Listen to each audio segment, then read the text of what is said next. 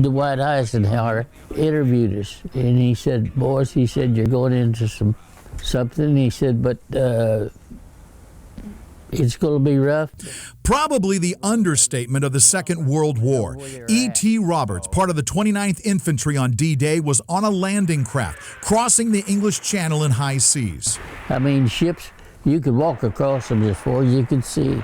You'd never seen so many in my life. Roberts was part of the second wave coming ashore at Omaha Beach. As they approached the Normandy coast, he says the first group was being pummeled by German gunfire from the cliffs above. When guns sitting in it and go back and forth like that, just right out across the water, just like that. I mean, guns, barrels that big sticking out, you see, look like nothing but cannons, and also smaller weapons fired at the same time.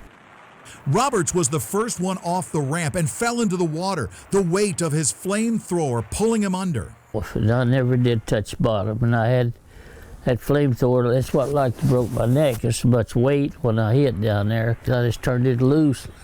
Another soldier was carrying his gear and his rifle, but Roberts never met up with him. By the time he got to the beach, the dead and wounded were everywhere.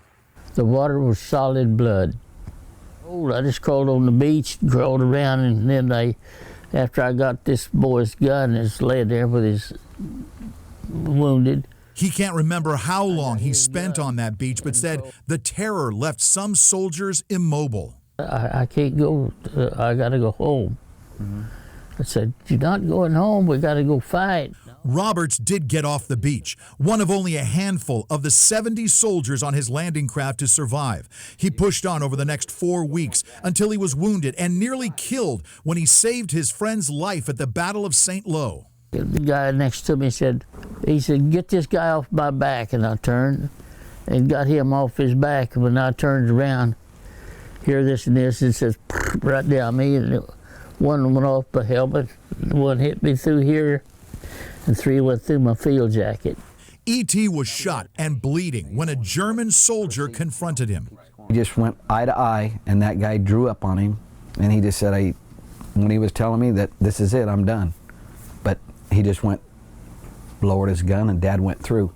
He was sent back to England to recover from his injuries and then informed he was headed back to the fight. That's the saddest day of my life. Yeah.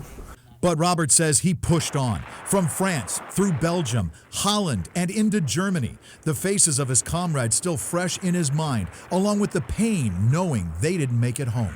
I almost cry every day, and he'd say he'd like to be home with his dear old mother. And we was in a pretty steep fight.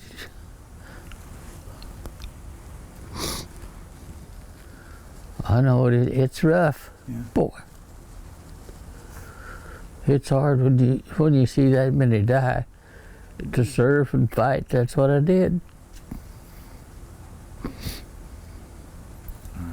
I give them all I had. Today, E.T. Roberts is surrounded by family and memories placed carefully throughout his modest mobile home in South Bakersfield. He didn't share stories about his experiences until his kids were out of college, more than 30 years after D-Day. And his son Randy remembers conversations they had while he was coaching at North High School. And I used the word war. We're getting ready to go to war. This is it. And so my dad waited till after the whole game, and he said, "Let's take a walk." And so we took a walk, and he shared with me that don't use the word war or battle in your speeches anymore, because these kids don't know what war is all about. It recognizes the 75th anniversary of D-Day. The folks at Honor Flight presented E.T. with a commemorative coin this week to mark this somber anniversary. It has been 75 years since that day on a bloody beach in France, a moment that defined a nation and revealed the character and spirit of a young man who still refuses to quit at the age of 95. I know it's there.